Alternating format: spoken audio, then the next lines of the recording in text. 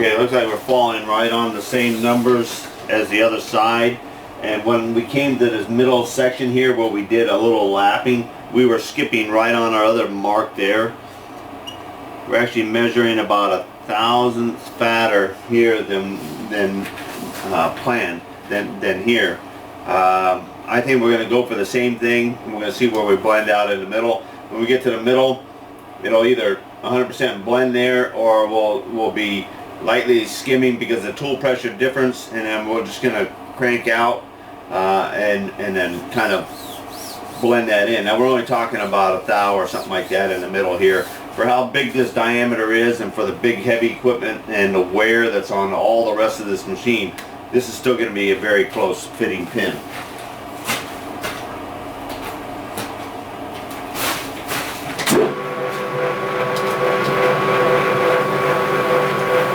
This cut is 15 thousandths, by the way,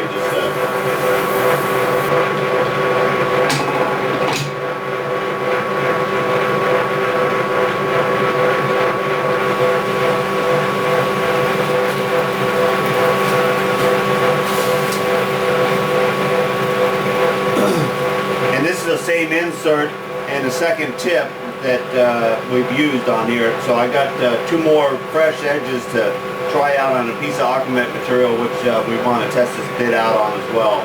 It did very, very well on this material here. You know, it's still holding a good edge, still a crisp cut, still a nice chip.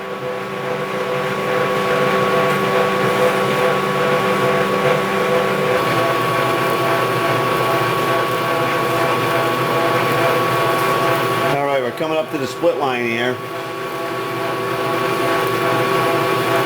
waiting anxiously to see how well we blend in here.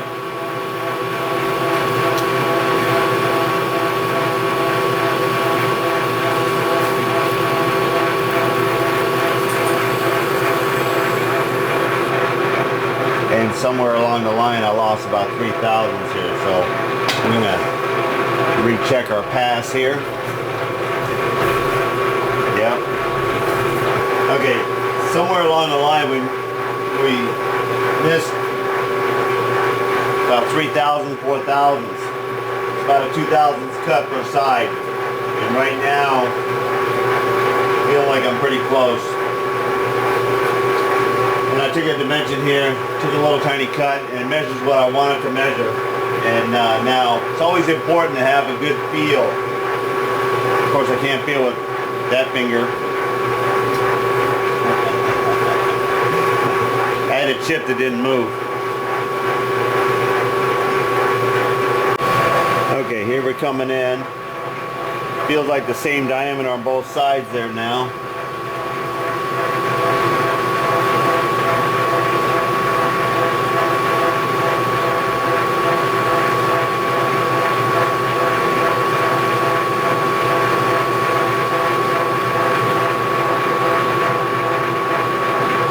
Okay, that's a hallelujah right there.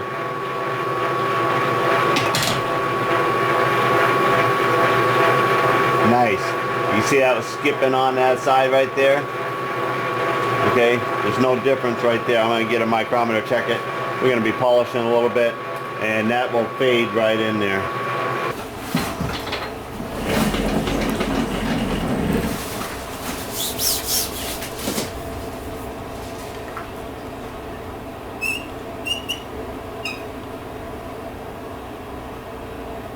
Five inches, 2.5 thousandths.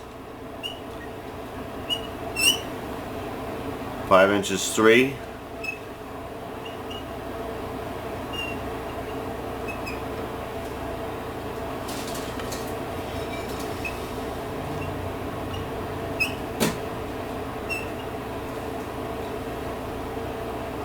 Five inches, 3.5.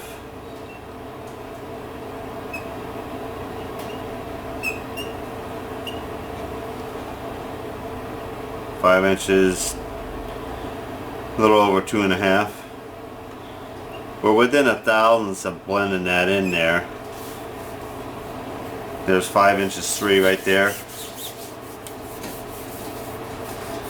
Nice close. Alright, we're going to polish up the pin here. a little bit. We're not going to get real fancy with it. It's got a pretty nice finish on it right now. And we'll be ready to start making our end plate. And we got a taper we want to put on one of the ends and a cross pin hole there. We got to find some more dimensions before we can finish this up here, because the drawings we have are only information drawings. They're not detail, and they had to cut the pin out of here, so we may actually have to go down and measure outside to outside type of thing to fit this in. Alright, we've taken their cardboard cutout pattern. Basically we know what it is. It's just a end plate for the big pin that we have, and this is a tang that sticks off into a little block welded on the side of one of the jaws there, and it keeps the pin from rotating. And this pin will go through the two sleeves. Okay, well, we're going to be working on the sleeves in a couple days, but we want to go ahead and we want to burn this out so it's ready, and we got a collar to make, and we can have this pin completed. So, and we have a couple days of stainless steel plasma cutting to do, and we want to knock this out tonight. So we're getting ready to cut it. I'm going to move the camera over so you get to see it. We put the plate on the back side of the machine so we can kind of spread out where we cut, and we stuffed it over into the corner against there so that the ear protrudes into the corner a little bit here. And let's give it a go. Okay, this is 60 amps, and I think I'm running 20 inches a minute. I found pretty good on half-inch material here.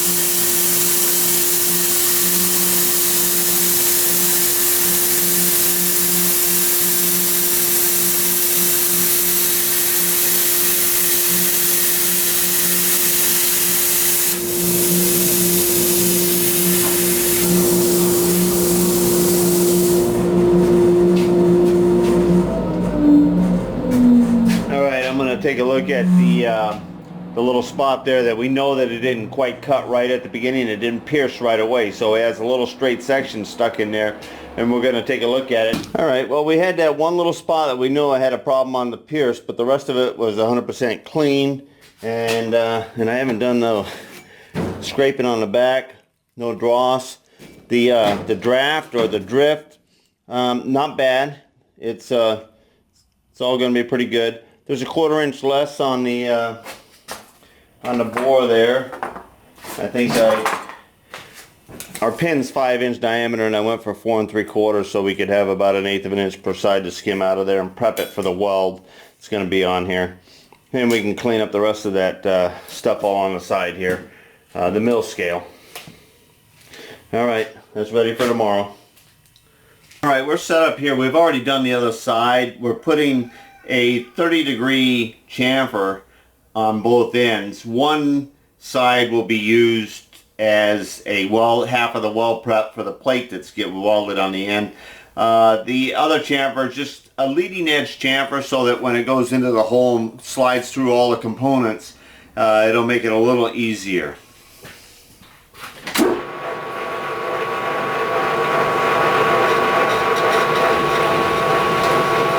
We're just feeding this by hand with the compound.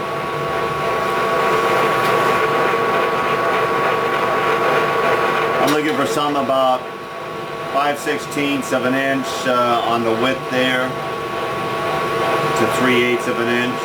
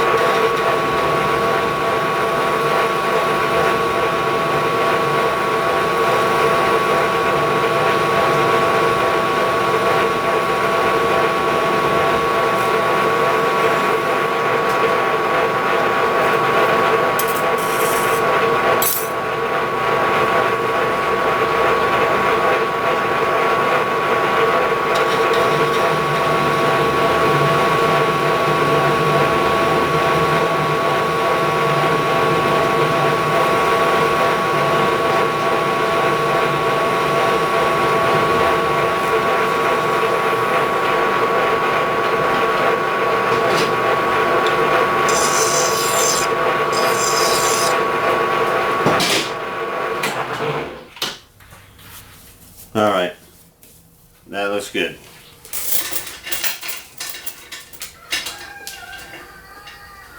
I hear you, Berto.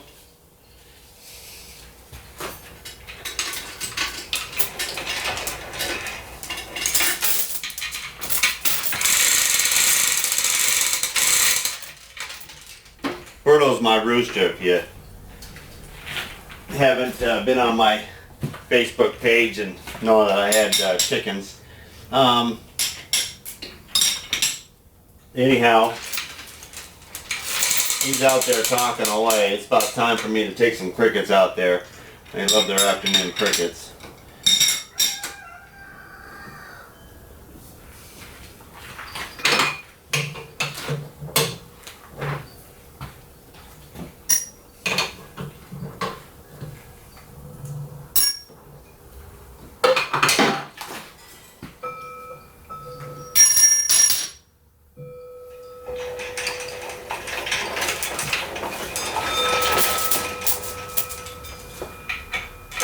Okay, I think we got to regroup with our gantry anyway. I'm going to be taking this in, welding a plate on, and we got to set it up, and we're going to have a collar. So we got to make the plate and the collar, so I'm just going to set it on the ground. The collar is going to have a hole drilled through it, so a bolt goes through and holds the collar, and the flange is in the other room there by the plasma table there where I cut it out, and it will be welded on this end here.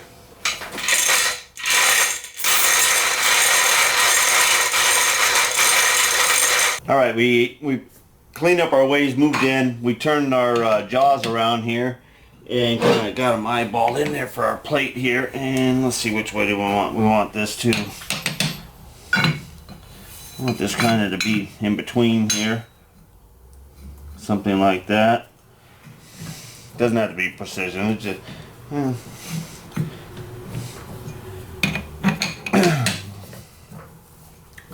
Alright, now the same thing again. I'm going to use the lines and I'm going to use part of my jaws there, just kind of give it an eyeball side to side, and we're going to see where we're at here. And it looks like we need to go this way just a skosh, a bit more.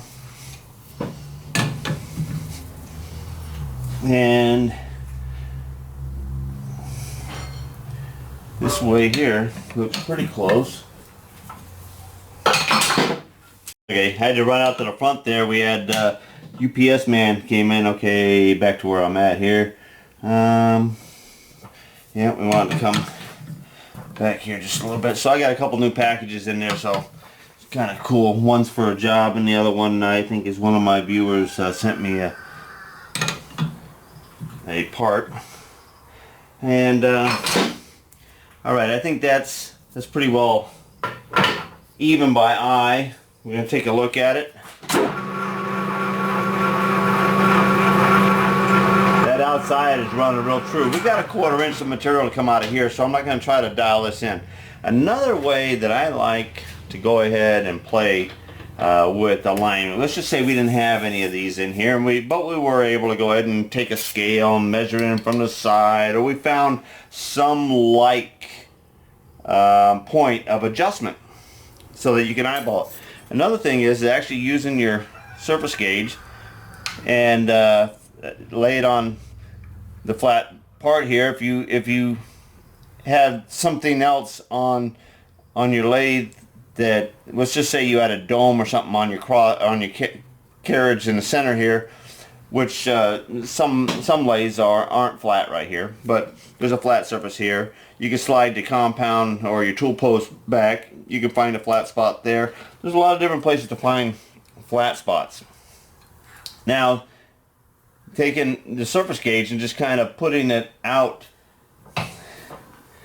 in general position here around the item or the line that you want to dial in. And of course you got the chuck here, the jaws. I'm not sticking out past the jaws, but you can go ahead and I can just eyeball this right there. And from your angle there, you can probably see that a lot better than I can right now, unless I put my fat head right in your way there. Alright, let me give it a good look here.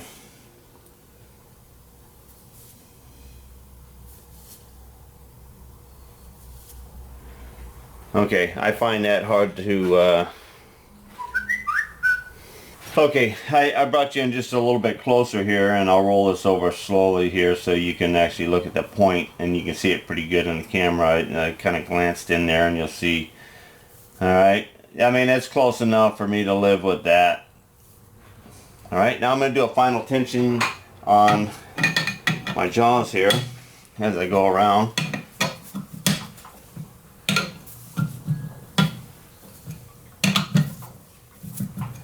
Alright, I'm happy with that. I always like to glance against the back side of your part in the jaws. Just make sure that you're seating in against that surface, the flat surface against the shoulder on the jaws, and it is there as well. Alright, so I use my surface gauge a lot to eyeball things. If I wanted to eyeball this diameter right here, I could do the same thing. You can see that you have just a little bit of run out right there, not much, but it's running pretty true as well. I put and locked in my boring bar here. Now this is sticking out, though. I'm sticking out about 5 inches from my block here. If I have a problem or vibration, that's the first thing I'm going to do is choke that in. But for right now, it's out here. It gives me a little bit of working room in here. Gives me a little bit of back away from the part itself. Now we're going to come in and we're going to get a bore, and then we're going to give a chamfer for weld prep.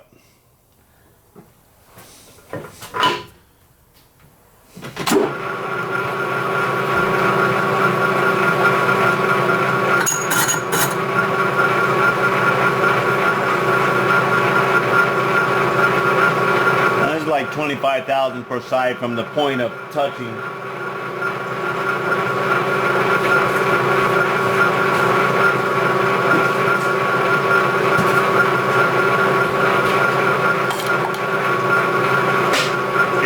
Cut our feed rate in about half there.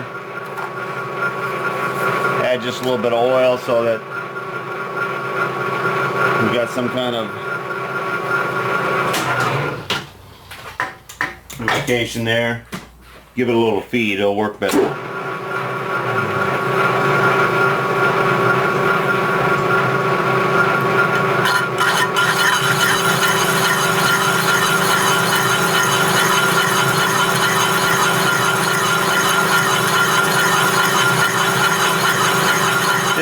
Inch material, but because it's thin compared to its diameter there, it still sounds a little tinny.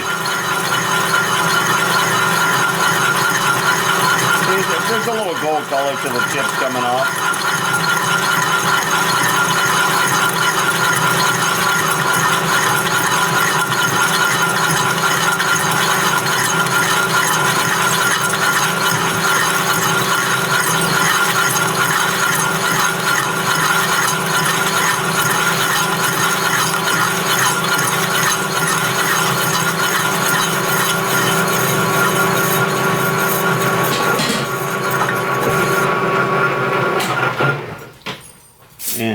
I'm just going to scale this for right now, and we're actually about 4, 12, something like that. I get asked a lot of times, you know, explain a little bit more about speeds and feeds and things like that, you know, when I'm making my cuts. And I try to when I think about it, but normally I'm just kind of automatic. I tell you more so how to determine your own speeds and feeds. And I learned by the color of the chip. And that's what the old timers taught me, is to actually watch your chip. The speed pretty much will give you the color of the chip, meaning, you know, you pick your speed. On steel, a golden brown when it's coming off is a pretty good color chip. You can go up from there a little bit depending on your speed range. If you're going in all the way to blue, it's not drastic. If it comes off your bit brown or gold color and then turns blue, you're still in a safe zone.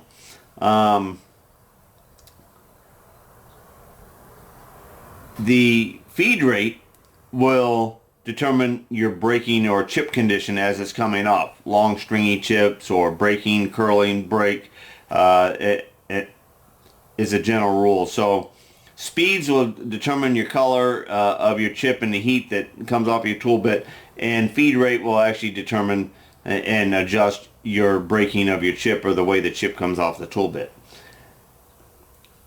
With that said, you know, there's general guidelines, and then you'll get to practicing and you get to know your machine and different materials. Then you'll be able to come up with that determination, because every machine's a little bit different than each other because of the heaviness of an old machine, or the speeds and the bearings in a new machine, and you know, there's a lot of variables that are all in there. So not every machine is writing the rules for the new one or the other one. All right, we're going to take a couple more cuts here.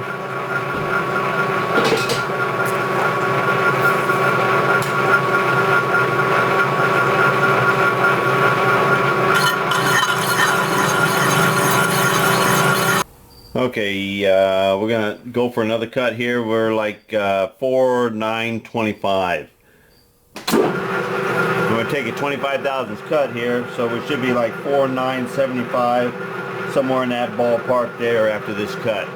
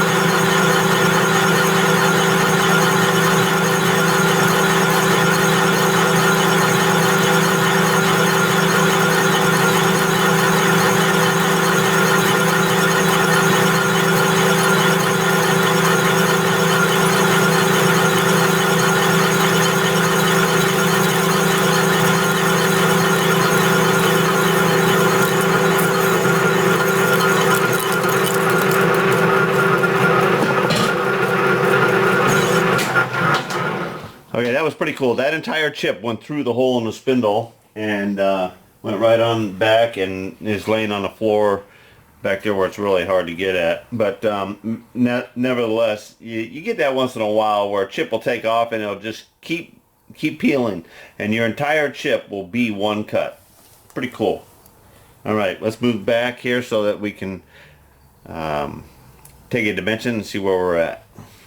All right, I take the butt end of that, and I kind of keep this one here still, and I kind of play down here because this is an open bore pretty much, so I can just kind of brace it and rock it against the top where I'm touching, and then I move the thimble back and forth and get it to pass through the bore with the feel I want, and And I do the same thing here, holding the anvil and the small end of the mic together in my little pinky on that side.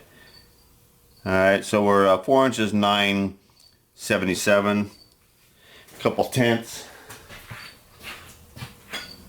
And when I mic the pin with that mic, it mics over 1.5 over on one end and about 2 over on the other end of the pin. So I'm going to be shooting for a couple over on the bore of this ring here, just so I know that it'll either lightly tap or slip right on there, but not slop, have any slop in it.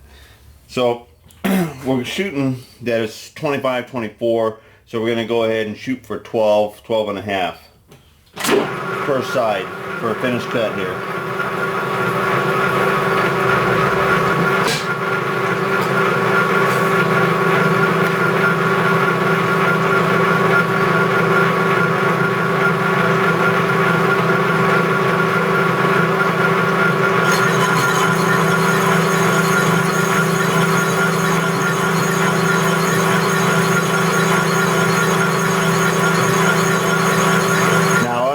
The last cut, this one's coming continuous off the outside here, and it's going down under the bed of the lathe there.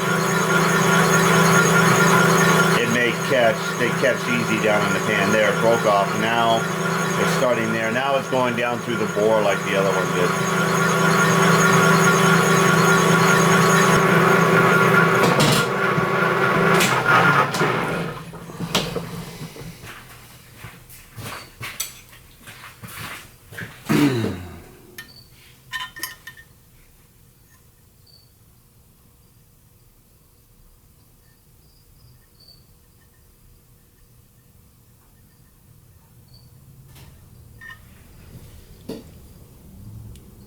Okay, the inside micrometers say it's 1 over. We'll read it with the outside micrometers. And that's reading 1 over as well. We're going to leave the bore right there. And we're going to go ahead and do the weld prep on the side now.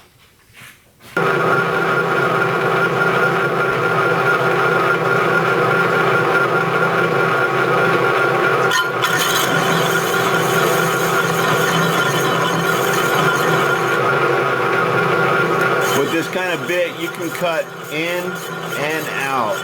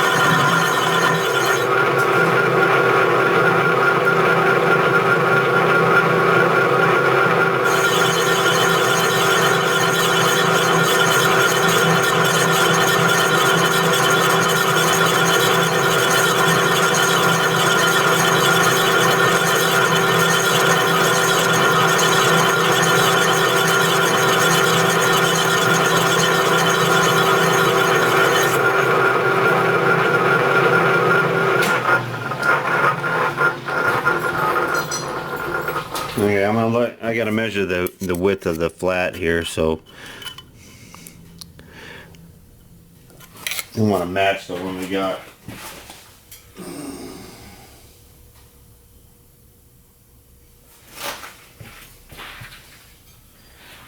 All right, I think we're pretty good right there.